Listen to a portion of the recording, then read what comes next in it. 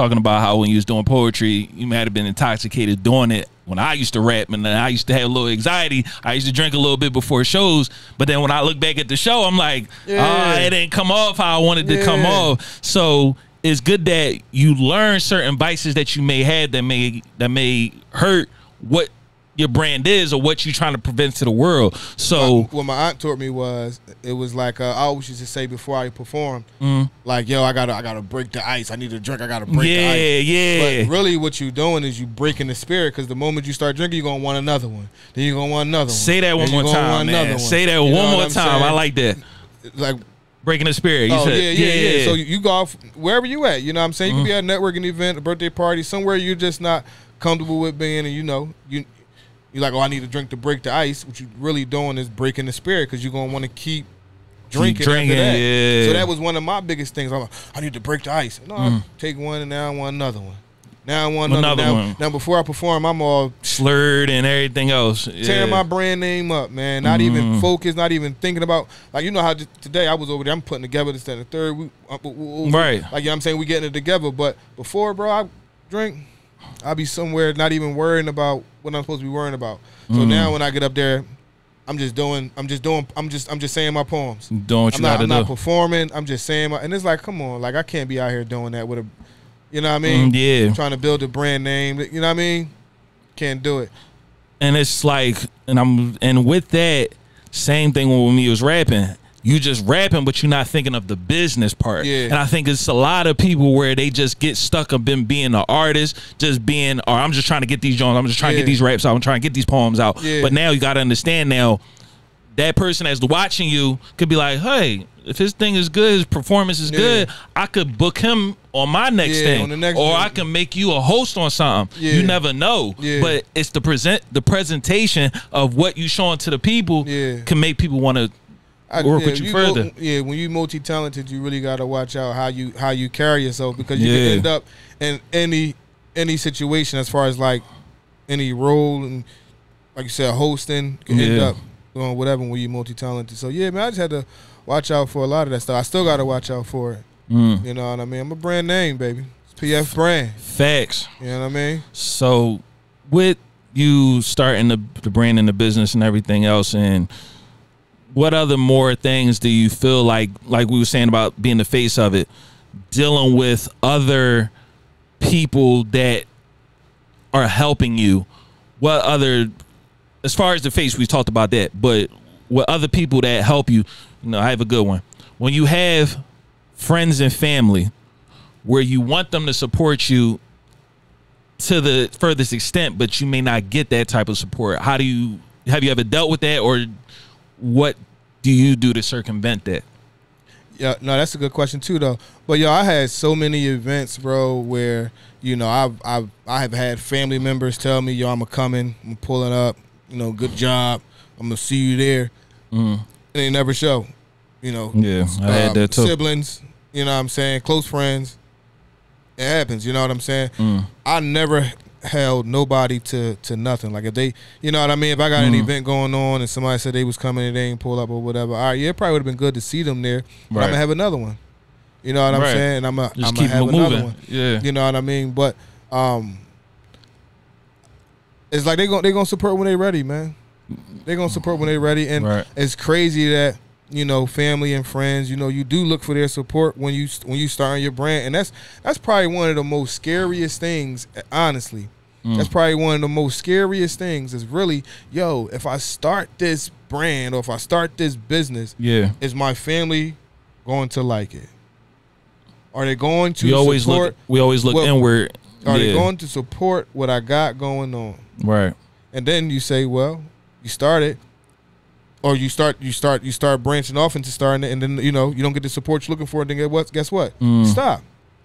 You stop. That so I don't never look a catalyst of I don't never stop. I don't never look for my inner circle to be like, yo, I'm hopping right on the bandwagon. I think that they should. Right. You know what I'm saying? If they believe in you, you know what I'm saying, or if they want you to win, you know what I'm saying? I do believe that they should, and do everything that they can to help you get to where you want to be. It definitely makes it easier too, yeah. But people support what's popping.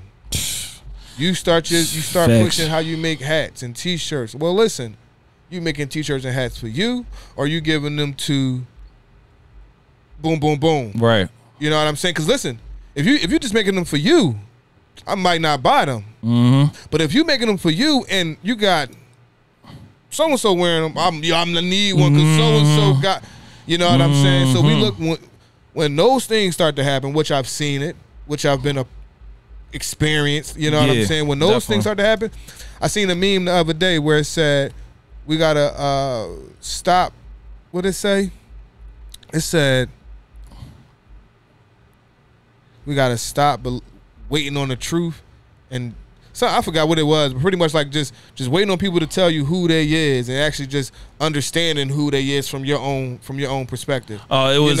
I think I had put it up, or it was on the same page. Yeah. Basically, it was stating that when it comes to, you don't want to. Basically, I stopped seeing the good in people, and I started to see the truth. Yo, that's exactly what it was. That was dope, man. Exactly. I had to post that. So what I'm saying is, you tell people what you got going on, but they don't want to mess around with it. That's really just the truth. Stop seeing the good. Stop. Oh, they got it now. No, they should have been had it. Right. They should have been had it. They should have been grabbed the hat off you. They should have been bought the shirt off you. Why they got? Oh, they got it now. No.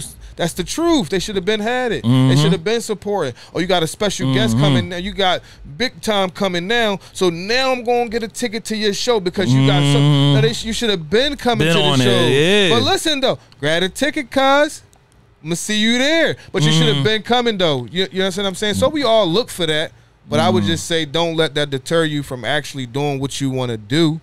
Just still keep doing it. You're not doing it for the people. You're doing it for you. You're doing it because this is what you want to do. You're doing this what you said. This was your vision. This was your goal. This was your baby. You said this what you was going. So go ahead and keep giving life to your baby and watch it grow. But don't worry about nobody else. That's one of the biggest downfalls that people suffer with. It's just what people think, and then all right, nobody like, all right, I'm done.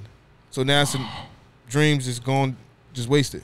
Yeah, I could definitely defer your dream when you feel like nobody's supporting you and nobody's even caring. So, yeah, and it makes it a frustrating part. And you going back to where you saying you was doing certain shows and you felt, all right, I just got to get this thing out, or I got to drink to, calm myself off.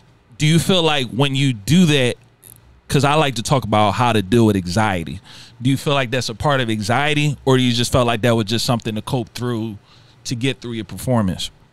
No, I think that's definitely anxiety. Yeah, it's definitely anxiety. Yeah, because I can get through my performance without drinking. Like, you know what I'm saying? I could have. I probably would have forgot a few lines or whatever. Anyway, you know what I'm saying? But just with drinking, putting you in a different state, making you feel, more comfortable, whatever, or just. With it being an artist, just more vulnerable with the crowd. You know what I'm saying? But if you need to, like I said, having a drink to do that, that definitely was my anxiety. Yeah, and it helped sometimes, and then sometimes it didn't. Sometimes it helped out most times. Actually, you said it helped? Every time, actually. Just wasn't in a good way, you know what I mean? Right. But definitely it helped in certain ways, but not in all ways. Yeah, but just for that, performing wise, you know what I'm saying? It definitely was my anxiety, and yeah. No, I dig that. How do you feel like you overcame it? Honestly, my wife and my aunt, man. My aunt used to tell me all the time, like, you can't get up there and be performing, you know what I'm saying, talking to people like that. Right. And that was the one that told me about, you're not breaking the ice, you breaking the spirit. Once you break the willpower, the spirit of I don't want it, you breaking that spirit by actually having a drink. So yeah, that's the one that told me about that, and I always carry that with me. And also seeing that video when I actually invited her out to see me perform for the very first time. Yeah, and I was up there super duper intoxicated, man. And that night she let me have it. Oh. You invited me out, me and my daughter, and I'm like, you know what? I can't be inviting my folks out. Right. That's one of the things that I always play back in my head. Like, all right, I ain't gonna go up there drunk today. I ain't drinking. And then my wife is always telling me, like, yeah, no, drinking ain't just for you. Like, that ain't your job. Like, you know what I'm saying? Drinking ain't just something you should be doing at all. You know what I mean? So just having her tell me that, and holding me accountable. My aunt holding me accountable. It's like, there all right, you go. You know, key word right there. Yeah. Accountable. Yeah, just holding me accountable, and me just having them do that for me. It was a good job. So yeah, that's actually how I overcame that. And also just understand, like saying, I'm drinking every day, man, or almost every day, and you know what I mean. I'm trying to do fitness. You know how I'm going to get a 6-pack and all like that. So without you know, drinking, it ain't gonna work. Yeah. So just key things really helped me overcome that. But those were some of the key things that helped me though. No, it's good, and it's good that you stated about having a support system. Yeah. You know, a lot of people, especially men, are going through things where it's just like it's them on their own, where they feel like they on their own. So it's good that you have a good support system to tell you fucking up. You know what I'm saying? Like they tell you, like, bro, don't do this, don't do that. Hold you accountable. Where now you like, all right, you see it from somebody else's side, and you like, all right, yeah, I got my folks out here. I don't want to make them look bad. They came out for me. They wanted to see me do good. And it hurts them to see me doing bad. Exactly. So it's good that you have those type of support systems to check. So do you think that also ties into having a good brand as well? Yeah.